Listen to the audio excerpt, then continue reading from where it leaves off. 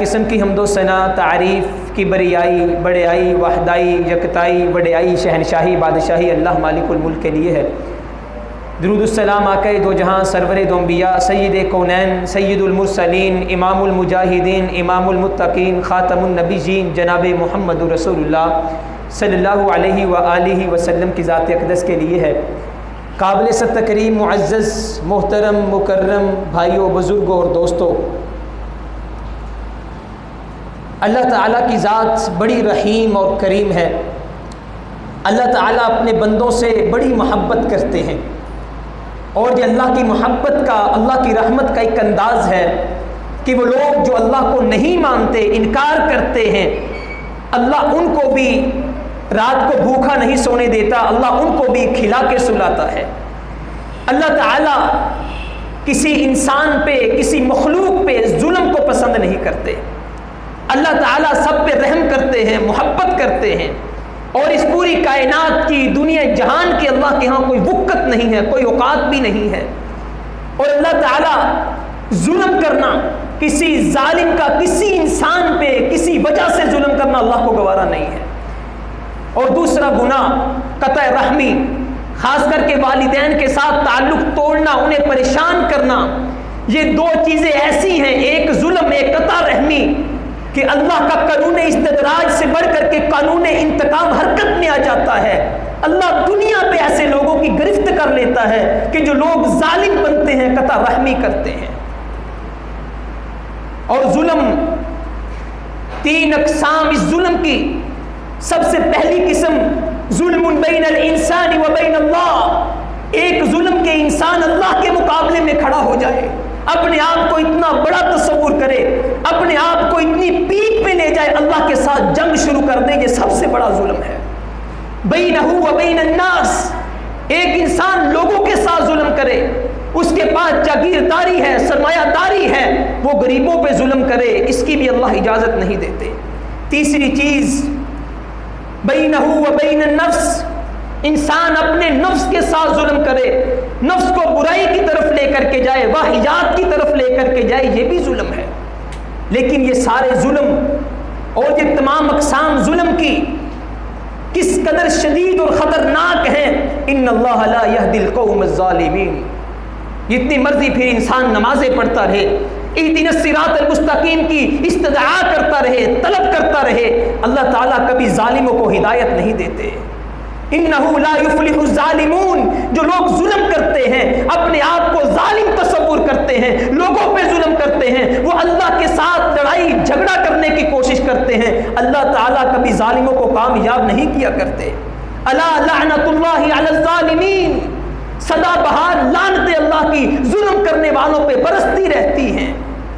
لیکن حضرات، سب سے بڑا ظلم بین الانسان و بین اللہ، اللہ اور انسان کے درمیان جو ظلم ہے، جو انسان اللہ کے ساتھ جنگ کرنے پر آمادہ ہو جاتا ہے، وہ اللہ کا انکار کر دیتا ہے۔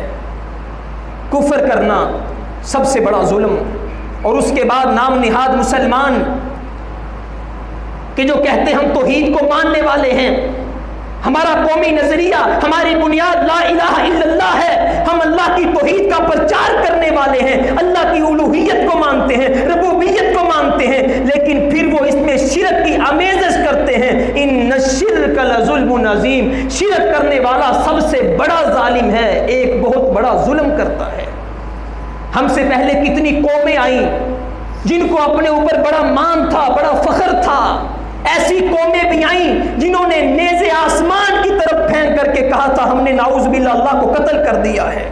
اتنی بڑی قومیں بھی آئیں، اتنی ترقی یافتہ قومیں بھی آئیں کہ جنہوں نے آسمان والے کو چیلنج دے کے کہا تھا انا ربکم الاعلی، کہ ہم جو ہے میں تمہارا رب ہوں سب سے بلند۔ اتنی بڑی بڑی قومیں بھی آئیں کہ جنہوں نے آسمان والے کو چیلنج دے کر کے اللہ کی کبریائی کو للکارا۔ آج وہ قومیں کدھر ہیں؟ فَكَأَيٍّ مِّن قَرْيَةٍ أَهْلَكْنَاهَا وَهِيَ ظَالِمَةٌ فَهِيَ خَاوِيَةٌ عَلَى عُرُوشِهَا، اللہ فرماتے کتنی بستیاں ہم نے تباہ و برباد کر کے نام و نشان مٹا کے رکھ دیے۔ کیوں؟ وہ ظلم کرنے والی تھی، اللہ کے ساتھ شرک کیا کرتی تھی، اللہ کا انکار کیا کرتی تھی۔ نوح علیہ السلام کی قوم کدھر ہے؟ عادی سمودی، جنہیں اپنے قد کاٹ پہ بڑا مان ہوا کرتا تھا، اپنی ترقی پہ بڑا مان ہوا کرتا تھا، آج عادی اور سمودیوں کے نام و نشان مٹ گئے، ان کی تہذیبیں کدھر ہیں؟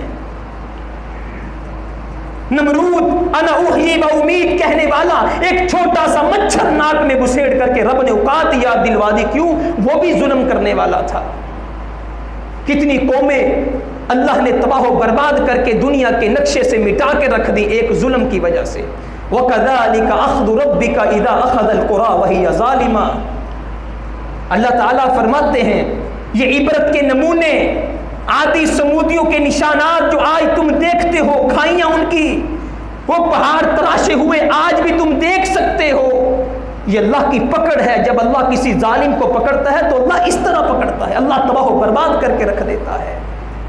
لیکن پھر اس کے بعد یہ جو شرک ہے، ان الشرک لظلم عظیم، شرک صرف یہ نہیں ہے کہ انسان کسی قبر پہ جا کر کے سجدہ ریزی کرے، انسان اللہ کے مقابلے میں کسی کو کھڑا کر دے، صرف یہ شرک نہیں ہے، بلکہ مشرک کو سپورٹ کرنا، شرک کے اڈے بنانا، ان کو امداد دینا، ان کو ایڈز دینا، ان کے لیے اپنی محبتوں کا ثبوت دینا، ان کے لیے اپنا وقت دینا، اپنا سرمایہ دینا۔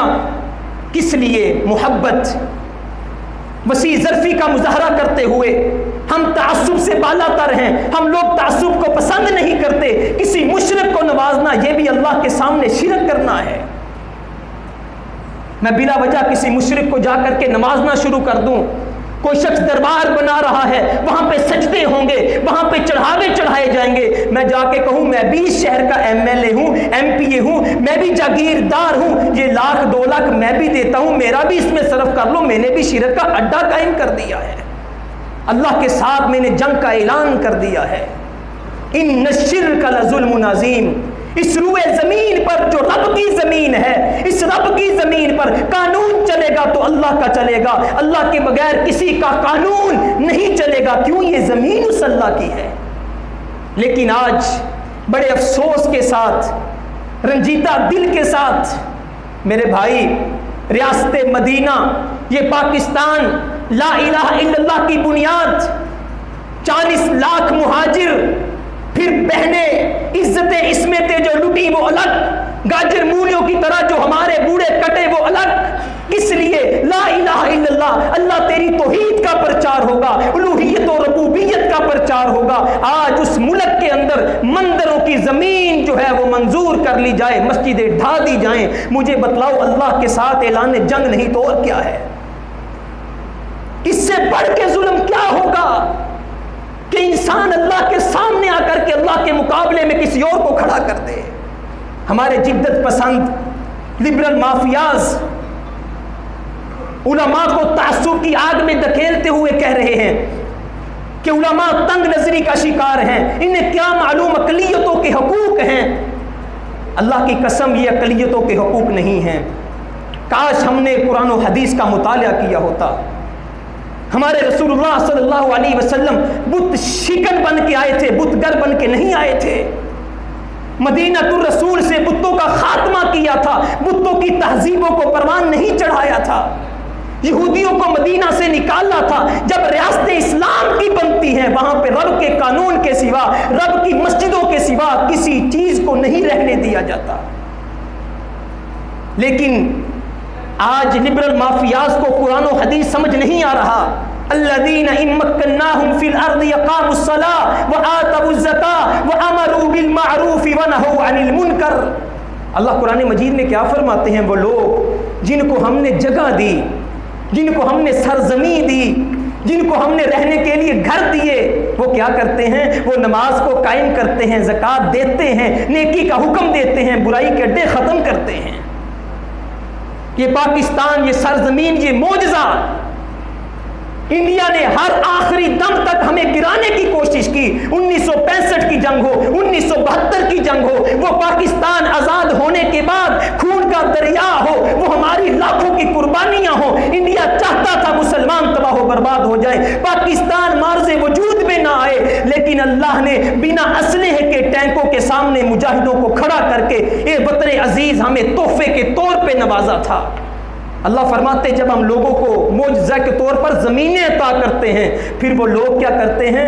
ہماری توحید کا پرچار کرتے ہیں۔ فَاجْتَنِبُوا الرِّجْسَ مِنَ الْأَوْثَانِ وَاجْتَنِبُوا قَوْلَ الزُّورِ، یہ شرک ایک ناپاکی پالیتی ہے، اس سے اجتناب کرو، جھوٹی بات سے اجتناب کرو۔ قرآن مجید کی بے شمار آیات، ہاتھ بے زور ہیں، الحاظ سے دل خوگر ہیں، امتی باعث رسوائی پیغمبر ہیں، بت شکن اٹھ گئے باقی جو رہے بت گر ہیں، تھا ابراہیم پدر اور پسر آزر ہیں، بادہ یا شام نئے، بادہ نیا، خم بھی نئے، حرم کعبہ نیا، بت بھی نئے، تم بھی نئے۔ ہمارے اسلاف انبیاء کرام پوری زندگی ایک بات پہ ڈٹے رہے، لوگوں اللہ کے سوا کسی کو نہیں پوجا کرتے۔ سیدی رسول اللہ صلی اللہ علیہ وسلم آج ہمیں تعصب کی نگاہ سے دیکھنے والے، ہم تنگ نظری کا ہمیں الزام دینے والے، مجھے یہ تو بتا دو میرے رسول اللہ سے بڑی وسیع نظر رکھنے والا کون تھا؟ اللہ کے رسول صلی اللہ علیہ وسلم سے زیادہ امت کا خیر خواہ کون تھا؟ لڑائی جھگڑے سے باز رکھنے والا کون تھا؟ لیکن آپ بیت اللہ جب فتح کرتے ہیں تو بیت اللہ میں داخل ہوتے وقت کیا کہتے ہیں؟